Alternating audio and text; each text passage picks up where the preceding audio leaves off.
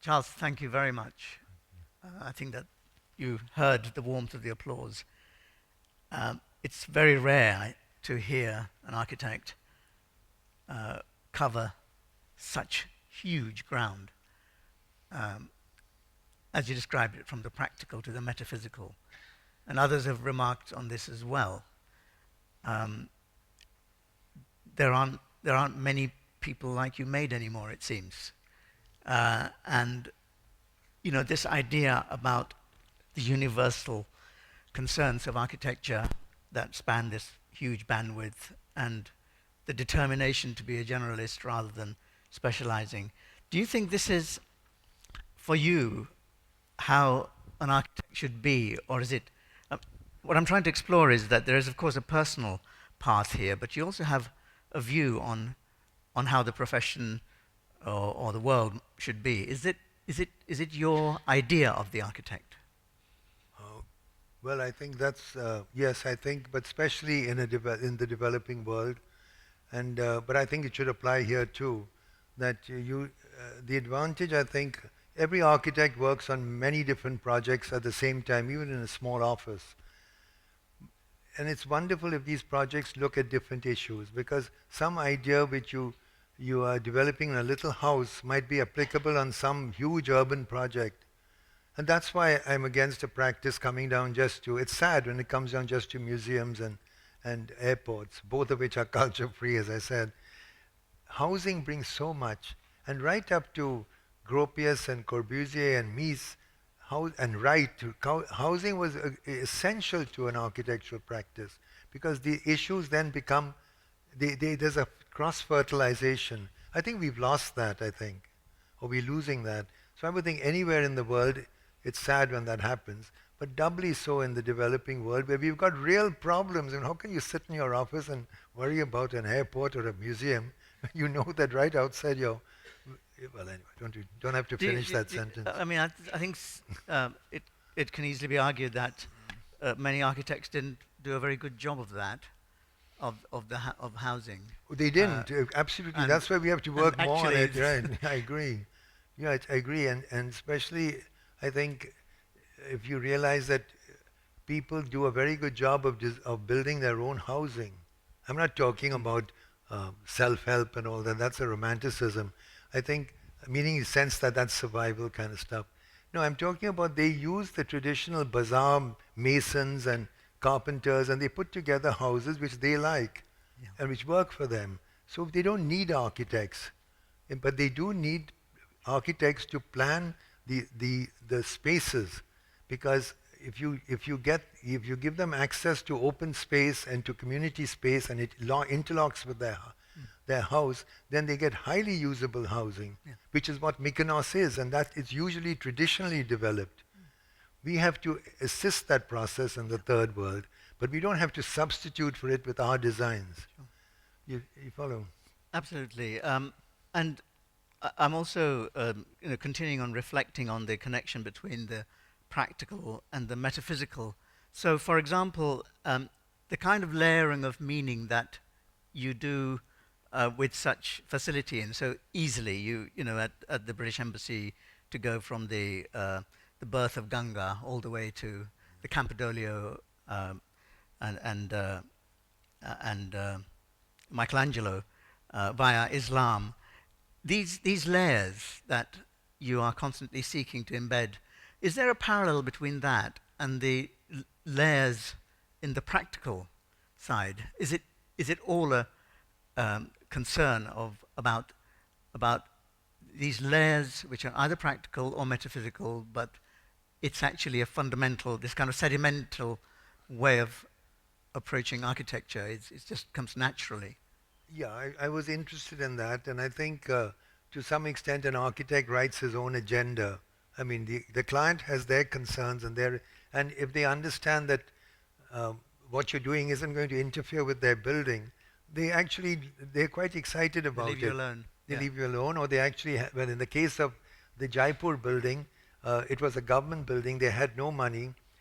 I never, when you show a client, you know that, none better than I do, you show them the drawings, and the first thing the chairman would ask, which is my room, and then is there a bathroom attached? At least that's what they do in India, and they don't care about the mandala, so you can that's how you can slip it in. Yeah. But but Yeah. what helped us is that being a state Yeah. government, Yeah. Rajasthan, they ran out of money, so we built it one planet at a time. Well, not one at a time. There were three first, then another two, and Mm. then another four, what have you. And we could only have, and each time new tenders had to be issued, etc. I mean, it was just luck that, but it worked. So the thing is that, and now the same for the one in Pune, the Institute of Astrophysics. Mm. The client was a wonderful fellow called Narlika, Giant Narlika, who worked in Cambridge with Mm. Fred Hoyle. He's a brilliant mathematician. And when he asked me to do this, I said, only if you and your scientists help to um, decide what goes into it. How do we express your ideas of what the cosmos is about? And they came up with wonderful things. Ajit Kembavi was brilliant at it. And they absolutely support it. They're very proud of it, because it goes much beyond just giving them a building, which is Mm. a box. Like in Champalimo, I think, they expected just a typical research laboratories. But with that site, you could say much, much more, and then they supported me completely. Now, you've spoken about how fantastic they were as a client and how Yes. essential it is to have that client support, if you're going to, and indeed, it must go both ways. Yeah, You but must have I listened think very hard to I them. think architecture is such an exciting adventure that if you get the client on board, Yeah. it changes everything. The client then wants that to happen, finds the money, twists the arms, gets it built. I think. You heard it here, Yeah, okay? it's Tomorrow, all true. you architects, you're going to go out there and Yeah, it's going to be a absolutely. new That's dawn. that's part of Yeah, yeah. our yes. Interesting. I was, again, dwelling on the confidence with which certainly when you talk about it, you make it sound as if it's only natural that there should be planets and mandalas and these illusions. Is there also a risk in that? Because there is kind of a debased form of using illusions, Oh yeah. and in a sense trying to short circuit meaning by immediately putting your hook on something. Mm. I wonder if you can say a little bit about how No. do you tread that line? Yeah.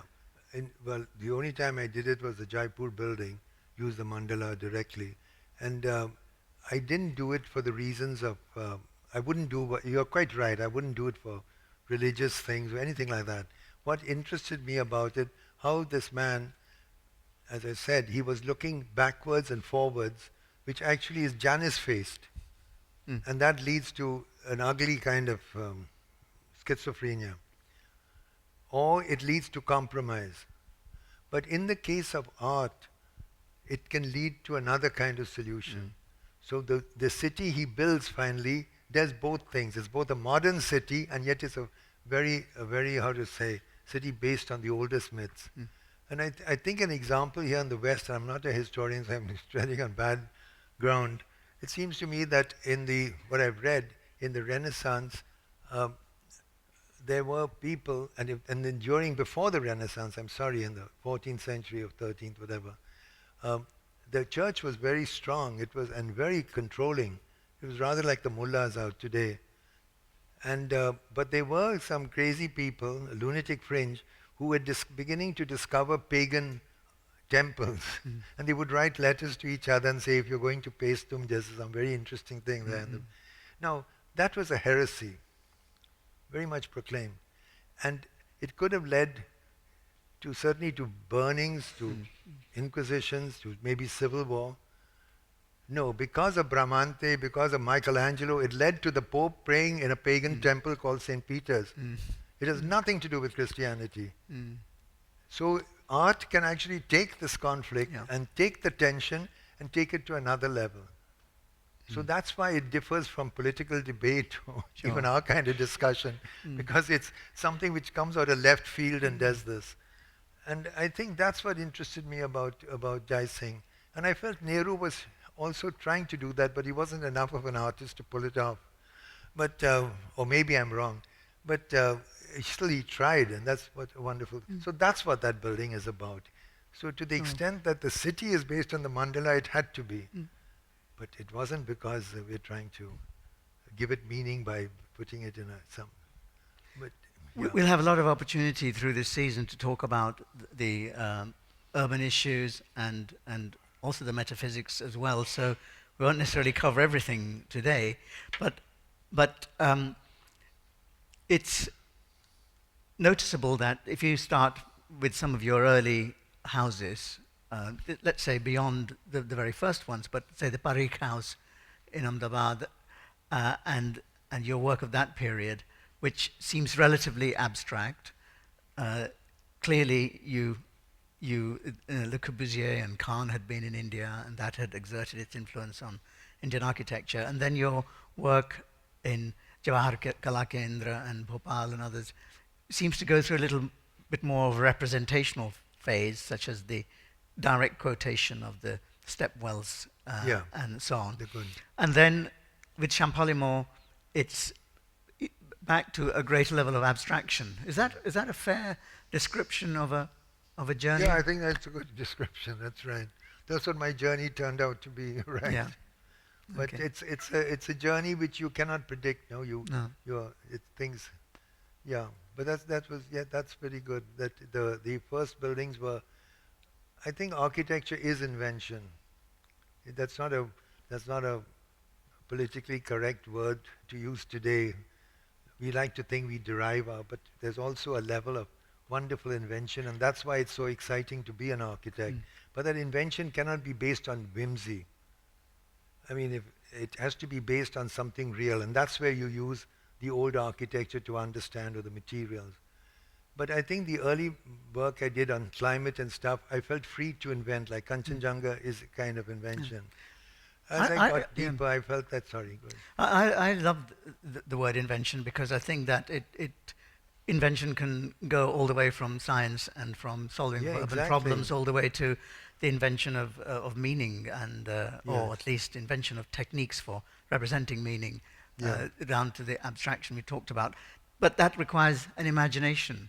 And one of the consistent worries that many observers of the Indian scene have is that the education system and the way people are taught doesn't particularly stimulate the imagination. I'm wondering, how can there be more Charles Correas in India, because it badly needs uh, that kind of level of imagination, which it has had in the past. After all, India solved its own problems for a very long time, but since the colonial period, I think it's noticeable in other places, sort of loss of that confident imagination. Is that something that we can tackle? well, you're asking something was beyond my response. But also, I think you're But you're talking a about, teacher. yeah, I think you're talking about a great civilization which lost, I think, every major military battle for 1,000 years and was therefore overrun many, many times. And it'll take time for that confidence to come back. But it's very important, and it comes and goes. Uh, I think, for instance, when you see how Islam came out of the desert, came to India, saw fantastic materials like marble and granite, and created Fatehpur Sikri, completely different, an invention, and yet completely to the world Islamic and to them, right? And when I used to be on the Aga Khan um, committee, it seemed to me once we went to China and we saw a lot of Chinese, this was in 81, so Chinese were still all wearing blue and stuff, and it was a wonderful place, it still is, but they were starting to drink Coca-Cola or Pepsi-Cola. And looking at that, we knew the whole of China would unravel, which it did. Now, when I go to New York and I see Americans eating Chinese food, I don't think they're going to become Chinese. It's self-confidence. Mm. The Muslims being now Yeah. exposed to new things, the very ones we were with on the seminar are so frightened that the West is trying to do something horrible or someone's trying to. But when they came to India and they saw these materials, they grabbed them and Yeah. they said, these are ours, we'll make them Confidently. our own. Americans do that. So that's self-confidence. In Yeah. fact, the real issue is we have to reclaim modernity for ourselves in India. It's not the prerogative of the West. It has been the recent history of the West. So anyone practicing, any Western architect, feels free to invent.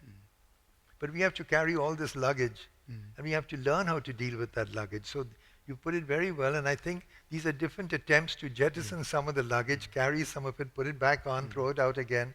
But basically the thing is, the whole world has the right to be modern.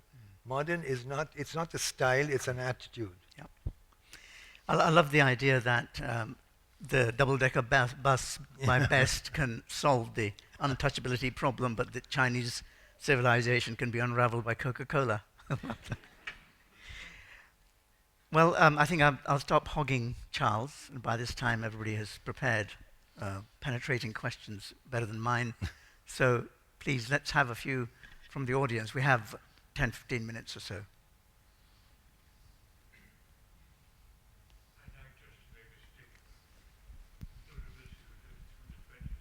I think there's a microphone coming. Those of us who lived through, this isn't a question, it's a statement. Those of us who lived through the 20th century have been dominated by the slogan, form follows function.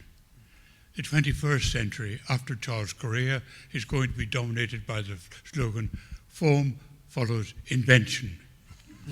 Invention and imagination are what he brings to us, and he has showed us then the shape of things to come. Hail Correa. Thank you, Bob. It's embarrassing. Thank you, Robert Maxwell. Thank you very much. Anybody else? Yes, of course, statements are equally welcome. Well, I think Charles said... Could you wait for the microphone, madam? Thank you. He said he thinks in Jaipur it was a bit of luck that it worked. I think it was pure genius. Yeah. Thank you. You don't need that. Let's have Right at the back there, gentlemen, right at the back. Any more? Let's take 2 or 3 questions at a time. Don't be shy. One at the front. Is there another microphone? Round the front, please.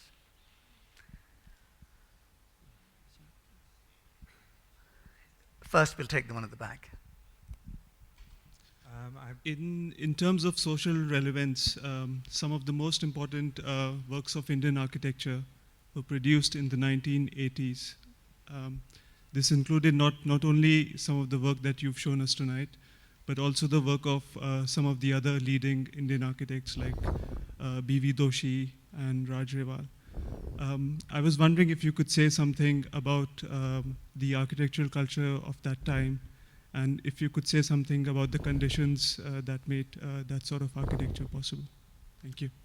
Thank you. And you, sir? I'm very struck by Charles's political and humanistic references, and I'm very struck by the fact that he seems to have a tremendous sensibility and empathy with the human race. I really understating it. I mean, he's billed as the greatest Indian architect, but I mean, to my way of thinking, he's the greatest architect, full stop. come on. And I would like to explore your political views, which presumably are socialist. And I'm very struck by the fact that some of the big names in architecture quite obviously follow capitalism, and they are very much high tech and playing at monumentalism and ego. And I'm particularly struck by your humanity and your really what I always believed from a student was this essential belief in architects' role of housing. I think that is so important, and I applaud you for it. To me, personally, you are the greatest architect, Oh, come on. and I Thank applaud you. you. Thank you. Thank you very much. Thank you. So two questions. We'll certainly take at least one more round. So two questions there, Charles. One about the current state of architecture in India compared to how it was in the 80s, and the other one about having to come out with your political beliefs in front of a select audience of 200 people. Yeah. The one about the 80s, I mean, the 80s really, in fact, I think the best period was the 60s. Because it isn't what the architects do, it's what the clients do. And when I was first started in the late 50s, Ahmedabad was a wonderful place. Why? Because you had clients like the Sarabhais. No building is better than the client who commissions it. And that's very clear from what we were discussing earlier. You can't con a person into doing a building your way.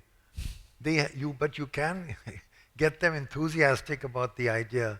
Now, when you have good clients, and Sarabhais were good clients because they had the imagination and the taste. Once that happens, then the architecture can blossom, and the architects, the designers. And that didn't happen, let's say, in Madras, in Chennai now called, at the same period, nor in Bangalore, and in the 60s.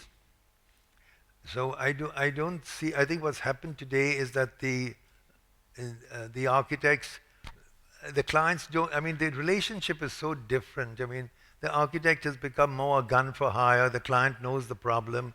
They get someone to define the problem, and the architect is often chosen by the, what's it called, the construction or the project management team. They say, you're the right, that's the right architect. Interview 5 of them, or have a competition. So there's no trust built up. And you can't get a good building if the client is not involved. I think that's the tragedy in the Gulf. You've got very good architects, lot of money, really good opportunity, but the client is away in Switzerland or something else. He's not right there understanding what the options are. Because you take a choice, the client has to be on board, as I said. And without that, it's impossible. And if you look at it, well, I would put it in a simple way. The client has to believe that architecture can change his life or her life. It's very important. That is why Bangladesh, a poor country, got a very good building out of Louis Kahn, because they believed he could change their lives. They weren't off in Switzerland. They were right there talking to him. The same was true, of Chandigarh. It had a profound effect. And I'm not saying it's a good thing or a bad thing, but it was a huge catalyst for the Punjab, and not just architects. It was for everyday Punjabis. They just felt that a door was opened in their minds to another future. Charles, taking this question about the 80s slightly in a different direction, some people have said this, that there was sort of a very promising era where there seemed to be great things coming out in the 80s. And then what's happened to that generation? What happened to the next generation? What is happening?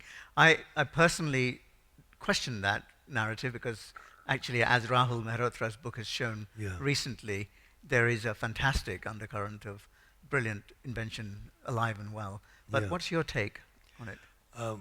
Well, I don't know enough about it. I mean, I'm not that as conversant as Rahul was when he wrote his book. Yes, there are very good things happening, but in general, that kind of trust went out, isn't built up as one of the reasons it happened, let's be realistic, under Nehru's rules, you couldn't go to any architect abroad. So in a way, they had to work with local people.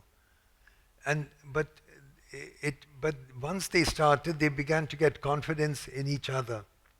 Today, you can go to any architect you want. So Rahul, in fact, told me that many of the biggest jobs are being given to architects somewhere else, and then they take on a very good Indian architect, and he's told, you get the local permissions, etc. So I don't mean that you should stop people from building. No, I think it's wonderful that people can come and learn something. We learned a lot from Corbusier. But I think also a certain weightage has to be given to the local knowledge. It seems to me, and I don't know exactly how, but that's got to do with a good client who understands, not because he's patronizing the local person, but he understands how important it is that you get information back. Lachins did a very good job in Delhi because he didn't want to listen to the local people, as you know, but because he had to spend 6 months of the year there, in his contract, he had to listen, and he had to go through the heat and the cold and stuff. What about the question in the front here about Well, I've almost politics? answered it because I almost used that word that the architect is gun for hire. I don't know if did I say that? That's anyway. You did, yeah. That tells me, it tells you what I feel about the market forces. I don't think they're going to, they might do wonderful things for India, but they're not really producing, to my mind, what India is capable of producing and what those same people are. And it's a silly thing to say, but so you got me in a position that, but I really do believe that there has to be that faith built up. And then the performance is superlative. I mean, the same person who can do a dumb job, the same architect, will do a wonderful job because he really feels, or she really feels, that this is going to change things, change the world. There's a lot of that it is in music too. I mean, that feeling that you're learning something, the belief in the guru, the belief in music. If that isn't there, if it's just a mundane task, then it comes down to another level. Thank you. Let's have a final round. I think there was a hand up over there. The lady on nearer the aisle. Actually, there's so many hands up. We'll have all the questions very quickly at once, one after the other, and Charles can decide which ones to answer. And the lady there, yes? That one there, that's it. And you got two more after that one. And then we'll have a microphone over here somewhere. Where's the other one? Has it already been grabbed? Great. Oh, here she comes. Okay. Hands up again, please. Everyone. One in the front here, Oh my and one on the God. side. Okay. Right. This is the hardest part of the job. Okay. Yeah. Vicky. Yeah, I love the way you talked about architecture as sculpture and its relationship to other art forms, and that I think it was a great antidote to the way that we often talk about architecture now, more in the context of the economic value it can add, or in a very kind of practical, pragmatic way. And it seems that architects are always under pressure to justify architecture as a sort of added extra in the context of the construction industry. And I wondered if that's the way you talk about architecture when you're with clients and other people who, perhaps not, who don't share your kind of attitude as much as we in this room share it.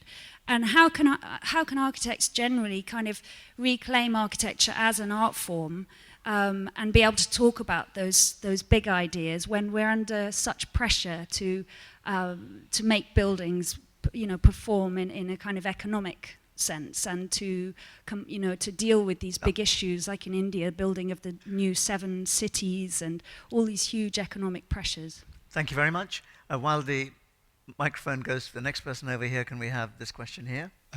Very simple question. I'd like to know something about your office and the other people involved, and who's in the background or the foreground, or however you want to call it. Okay, and the next one, yep.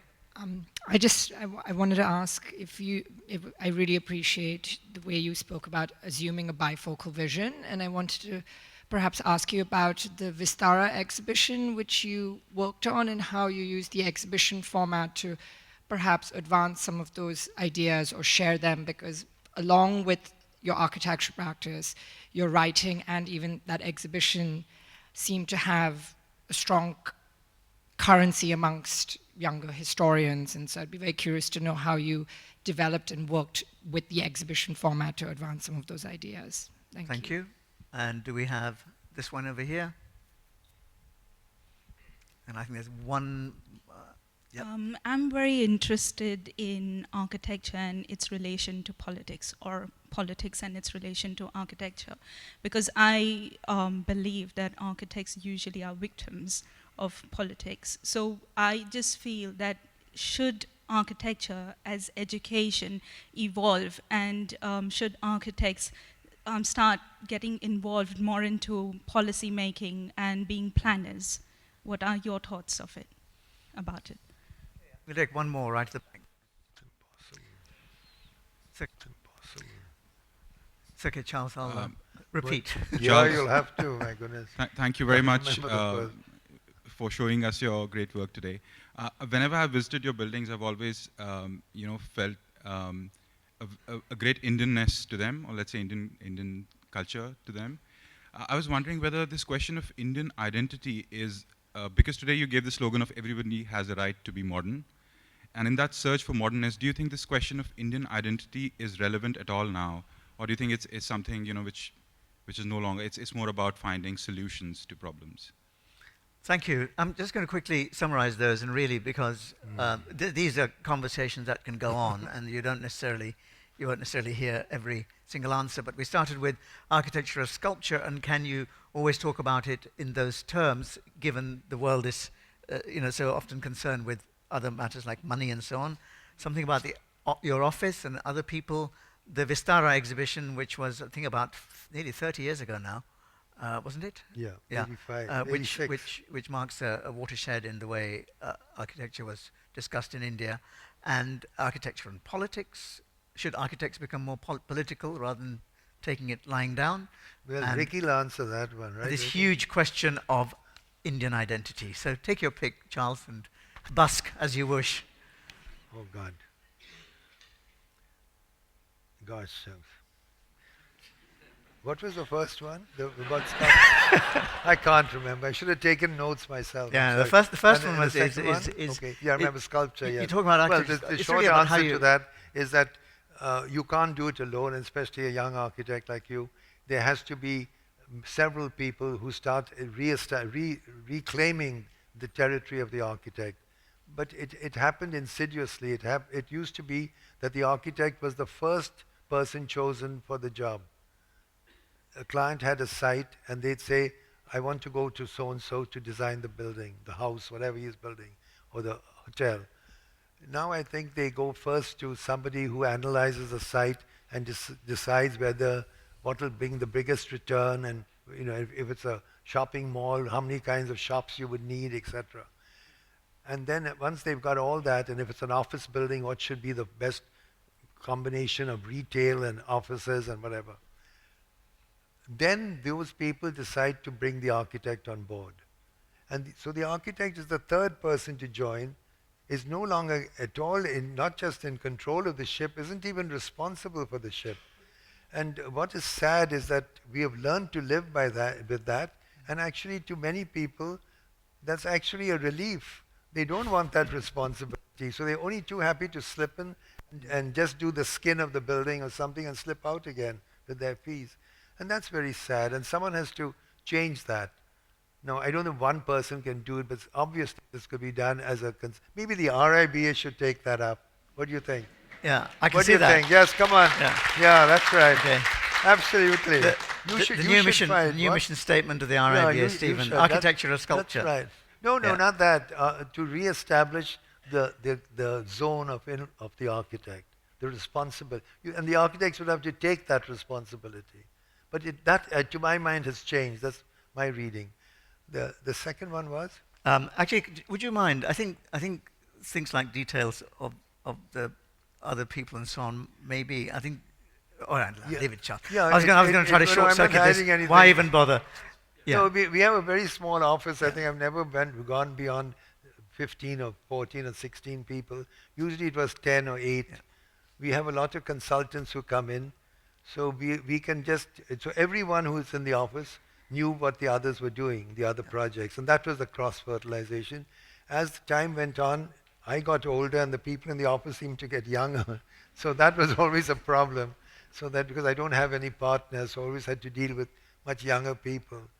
But that they bring a lot of freshness, but also they bring a naivete to it.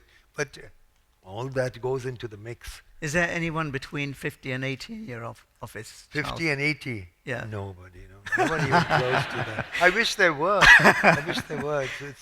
Okay, Vistara? Vistara was part of something called the Festival of India, which started here in England. And it was for Pupul Jaika, and who was a wonderful woman, and she wanted an exhibition on Indian architecture. And so she asked me, and I set up a small committee, Pravina. Pravina was wonderful. In fact, there's a friend of mine who was a planner, who had studied with me, an architect, and she was a dancer too. And she understood this connection between dance and architecture and sculpture and music in India, the rhythms. There's a tremendous unity. And do you think it had an impact, which still people did, remember it did, I don't think they? so. Yeah. Because what we did, we made a list of all the buildings we would have, which goes all the way to back to Nalanda and through all the great temples and mosques and stuff. And we came right up to Khan, and I felt that the old buildings would be beautiful, but the new ones of Corbusier and Khan and other people would have the ideas. Actually, I was wrong. The old buildings were not only stunningly beautiful, they had ideas much bigger than Corbusier and Khan, because they were talking about expressing what that society was about, and it was done naturally. They didn't try to design it, that's how they spoke. So that was a huge turning point, and that's what we made, I think, vivid in the exhibition, how profound and how to say, passionate were the ideas which created these buildings. And how mundane is what we do today, how banal. I mean, can you imagine we design a 30-story office or a 100-story office building or a 300-room hotel. You can't compare that to whatever they tried to do, a bottle of the cosmos, what have you. So and the final two questions. One is, should architects become more involved in politics rather than being victims? I don't think so. I'm sorry, my advice is exactly the opposite. I think what we have to learn is to understand what our strength is, and that is visual strength, which is reinforced by your understanding of structure, of society, of climate, of 50 things. But finally, the architect is not someone who goes into planning necessarily at all, in fact, not at all, but you are really a generalist who understands how the parts fit together. I've said this before, but I'll repeat it. It always strikes me as extraordinary the way the world looks. They would call Mao Zedong the architect of China. They don't call him the engineer, they don't call him the dentist, they call him the architect. That's a huge compliment to architects. They think that architects have an ability to see holistically and at the detail. In fact, I think in Silicon Valley, the dot-com engineers who designed the hardware for the Macintosh, who create it, are called architects, the engineers who do that. So this word architect, what does it imply? I think, to me, it implies that given the way these things are arranged on the table, if I take the same elements and rearrange them, I make a completely different reality. That's what Mao did to China. That's all he did. He took the same Chinese people and then he changed the rules of the game, completely changed so many things. Now we have to understand that it's a visual thing too. And I think one of the tragedies of schools of architecture is that we always move towards planning. And planning, in a way, is quite a different set of concerns. I wish there was a school of architecture which was next to a school of filmmaking, next to a school it's happening. Is it happening? Yes, Good. yeah. Because architects should also learn what films are about, what painting is about, etc., and what product design is about, graphics. These are all inform architecture. Well, Okay. Charles, that's a fantastic note, this message of the universal architect to end this evening on. It has been absolutely stunning. Thank It's you. been a wonderful evening. I just wanted to remind you of one or two things that are coming up. There's a season of talks and discussions. You can find them on architecture.com. A symposium, for example, on the 22nd of May with Joseph Rickvert, with Richard Sennett, with Charles there, as well as Neil McLaughlin representing the under 60s. Which I can't anymore.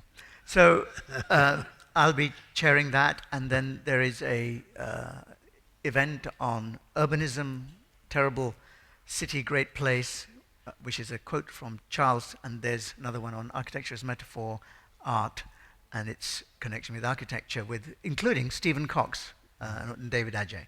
Stephen Cox, who did the sculpture at the British Council. And just to remind you again, the companion volume of the exhibition is on sale for $9.99, or is it $9.95? One of those two familiar numbers. And that's sale upstairs. Please have a look at the exhibition. Please come back. Please tell other people about it. This is an extraordinary and unique moment. This is the largest archive of a non-British person that the RIB has ever acquired, the largest, most complete, most brilliantly catalogued archive. You can browse it online and through the exhibition, and of course by appointment, we can, in London, go and see any of Charles Correa's drawings anytime we want, which is an extraordinary thing to happen. So thank you, Charles, with the bottom of my heart. It's been a wonderful evening. Thank you all for coming. Hope you come back to the RIBA. Good evening and have a great journey. Thank you.